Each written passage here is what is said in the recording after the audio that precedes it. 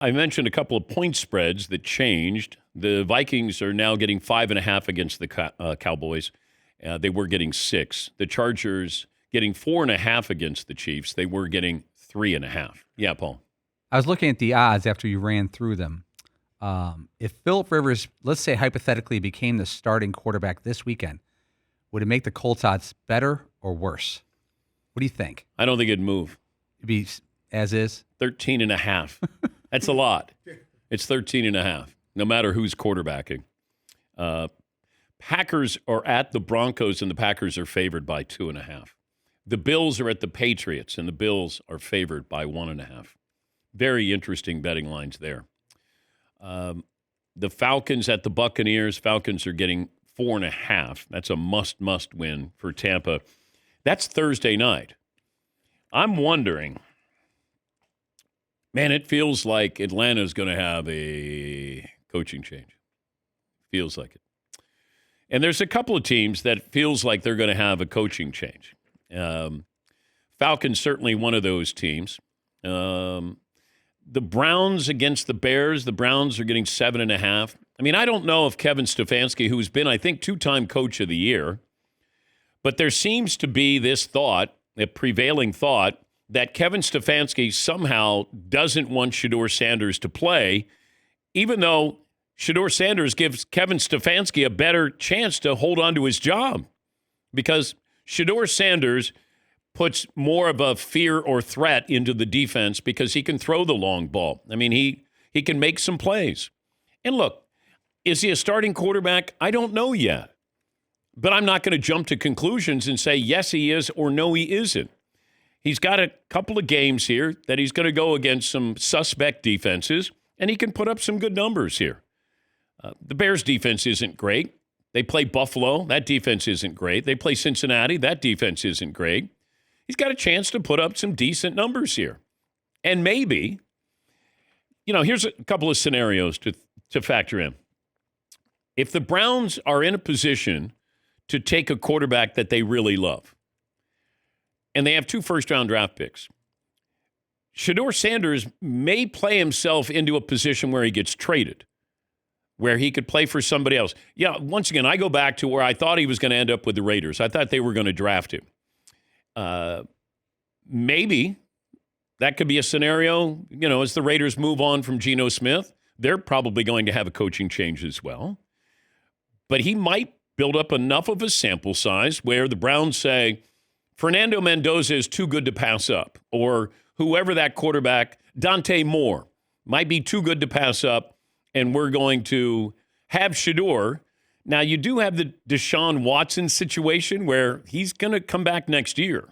Now, I don't know if you have him as a backup. Do you have him on the roster? I don't know salary cap, dead cap money, any of the implications there. But that is a possibility, I think, for Shedeur Sanders. Is he good enough for them to not take a quarterback? Yeah, Paulie. Giants have the number 1 draft pick as of today. They will not take a quarterback. The Raiders right now have the number 2 pick. Geno Smith is under contract next year, guaranteed $26 million. But that's it. After next year, they can get out from him.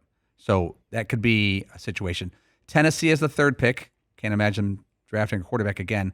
Browns have the 4th pick as of now. The Browns also have, in the trade for Travis Hunter, the Jacksonville pick, which is now at 27. Yeah. It's going to be tough to bypass a quarterback, I think. But maybe Shedeur plays well enough, and he should play well against these defenses coming up. And maybe they don't take a quarterback. Maybe they do have their quarterback there. I think that would be kind of the interesting thing to watch. And watch the game. Don't look at highlights. Don't look at stats, because you don't get a full feeling, maybe appreciation sometimes for quarterbacks. Well, players for that, if we're going to expand it. Watching a player play an entire game gives you a fuller feel. And instead of looking at highlights, because you can go, man, he looked great.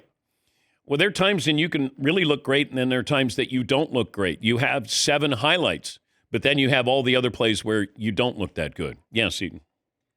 The Shedeur has the problem now where he's being judged on a throw-by-throw basis. It isn't even game-to-game. It's every single throw that he makes. Told you he's good enough. Told you he wasn't good enough. It's every single play that he makes is either just obviously proof that he could do this or proof that he's not ready or not able to. Yeah. And the media hasn't helped him out because it feels like, now I don't know if Shannon Sharp was goofing around or, being, kind of sarcastic, but he said, if I'm Shedeur Sanders, I say, hey, I'm not playing these final 4 games against these teams. You put in Dylan Gabriel. And I thought, well, why wouldn't you want him to play against these defenses? And then he did come back on his show with Ocho Cinco saying, oh, it was just sarcasm. I'm like, okay. Yeah, Paulie. So many, like Seat said, so many in the media cherry pick his good plays or bad plays to serve their narrative, not to recap the entire game. Yeah, it's about, okay, I told you can't throw. Oh, I told you he's athletic. I told you he's not that he's under the microscope. It's just he's either going to be a starting quarterback or he's going to be a Tim Tebow, where it's going to be tough to put him on the roster because unless you have a great quarterback in front of him, you're always going to be saying, well, why? Hey, coach, you're going to put Shedeur in. No coach wants that. I mean, we saw Stefanski. He didn't want that. And for what I'm told, he knew that Dylan Gabriel was ready sooner, but he was not as good. He didn't have the arm that Shedeur has. And even somebody I know says, Shedeur has a long way to go, but he has shown progress, which is what you want. He's a rookie quarterback. But we've spent way too much time on him and 0 time on Cam Ward. Cam Ward nobody talks about Cam Ward. He was a number 1 overall pick. And he does make throws where you go, now that's a guy, if you look at the highlights, you go, wow, watch the game. Now, granted, he's on a bad team, but watch the game, and he acts like a rookie quarterback. But with Shedeur Sanders, it is throw by throw. And that's unfortunate because I want to see what he can do. But it feels like everybody's using his play, good or bad, for their narrative, for their agenda. Yeah, Paul. Cam Ward's last month as a starter, 4 touchdowns, 1 pick. Yeah. Quietly improving. Yeah, he's all right. Nothing great.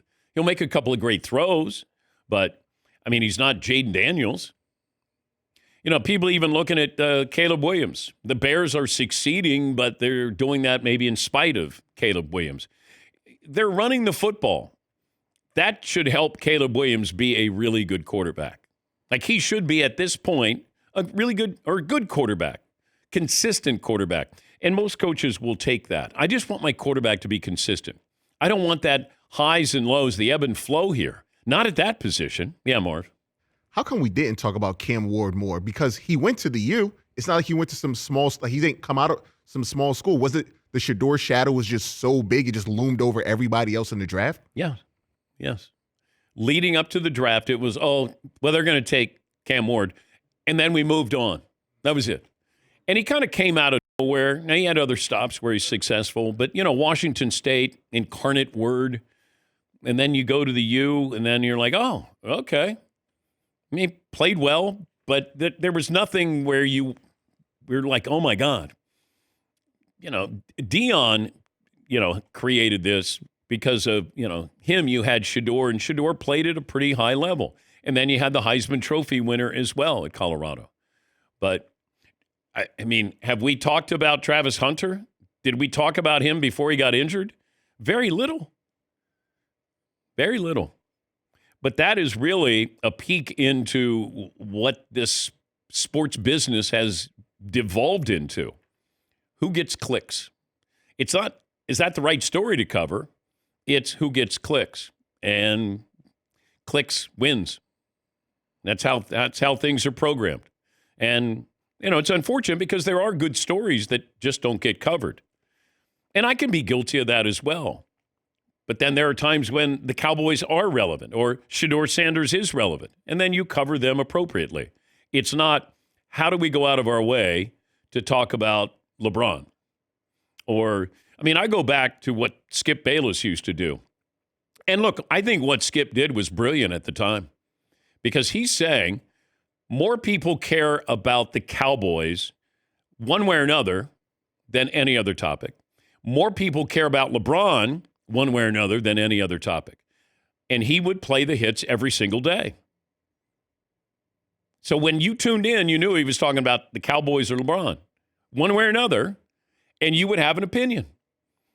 Now, there are other stories to cover, but Skip did this before anybody did this. He programmed it how he wanted to, and it was like you're playing the same 4 or 5 songs over and over and over and over and over. Yeah, Paulie. The peak of this, and I'm not going to name names or shows, but there was a show that celebrated Tim Tebow's birthday like it was a national holiday. It was August 14th. The football season hadn't even started. It wasn't even like a relevant topic. I remember sitting here with you guys like, they're doing 3 segments on Tim Tebow's birthday and his future in the sport. It was mid-August. Yeah. We should have done 4 segments on that. And you know what? That drove Tim Tebow out of the NFL. When you think about it, you couldn't have him as a backup quarterback because then you had to cut him. Oh, how can you cut him? He's Tim Tebow. Well, this is what the media does. You make him so powerful. Tim couldn't start in the NFL, but he could have been maybe a tight end, maybe an emergency third-string quarterback. Maybe he could have been a Taysom Hill, but he didn't want that. And, the narrative was, no, they're not giving Tim a chance. Okay, Tim wasn't a good NFL quarterback. He made, Tebow time, but it felt like he's the one that made Tebow time because he didn't do anything prior to Tebow time. And then he'd have a big play, and you go, Tebow time. This ain't Florida, where you're surrounded by NFL players. He was a great college quarterback, but there's a big difference. You could scramble out of Tim would always do that. You scramble out of pressure, and you're in college. NFL can't do that. But you're always hyping him. Therefore, everybody, well, why isn't Tim Tebow playing? He's better than that guy. Well, no, he wasn't. Yeah, Marvin. We should say the same thing about Cam Newton because Cam Newton was such a big star and a big personality. Yeah. There's no way he could be the backup. We used to call it the Cam. Yeah. Anytime somebody, the starter with the interception, hey, pan the camera right to Cam Newton and see what his reaction is. Yeah. When he was in New England, you're like, put him in. Why don't you put Cam in? And you can't miss him on the sidelines. But yeah, the media, and I get it. It's ratings driven. You want people watching. You want people listening. I understand that. I just hope that some stories don't fall to the wayside, that stories that should be brought to light.